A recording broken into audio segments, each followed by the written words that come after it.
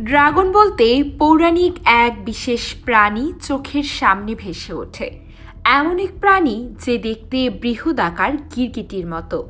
খেপে গেলে মুখ দিয়ে বের হয় আগুন, চোখ লাল হয়ে যায়। যে প্রাণীটি সহজেই উড়ে মিলিয়ে যায় আকাশের কোনো প্রান্তে।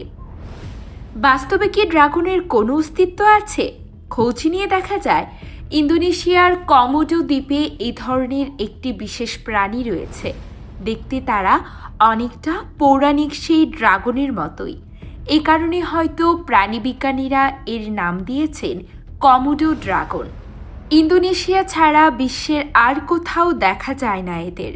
দেশটির কমোডো দ্বীপ ছাড়াও প্রতিবেশী রিনকা, গিলিমটাং, নুসাকুরে ও পদার দ্বীপেও কিছু সংখ্যক ড্রাগনের দেখা মেলে। এক পরিসংখ্যানে দেখা গেছে কমোডো দ্বীপে 1721টি ড্রাগন রয়েছে।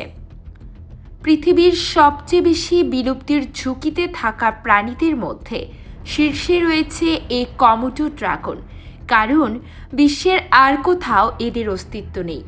এছাড়া ইন্দোনেশিয়ার ওই দ্বীপগুলোতেও তারা নানা সংকটের মধ্যে রয়েছে। কমোডো ড্রাগন 3 মিটারের বেশি লম্বা হয় এবং এদের ওজন হয় 70 কেজিরও বেশি। ভারী শরীর নিয়ে এরা হাঁটে বেশ কষ্ট করে, তবুও ঘন্টায় এরা 20 কিলোমিটার পথ পাড়ি দিতে পারে। কমোডো ড্রাগন ডিম দেয় এবং বাচ্চা ফোটায়। এরা 8 থেকে 9 বছরে প্রাপ্তবয়স্ক হয় এবং প্রায় 30 বছর পর্যন্ত বাঁচে। এদের দেখতে আপাতত নিরীহ মনে হলেও কখনো এরা ভয়ঙ্কর হয়ে উঠতে পারে। এরা বড় একটি গরুকে হত্যা করে খেয়ে ফেলতে পারে। এটা তারা করে মুখের লালা দিয়ে।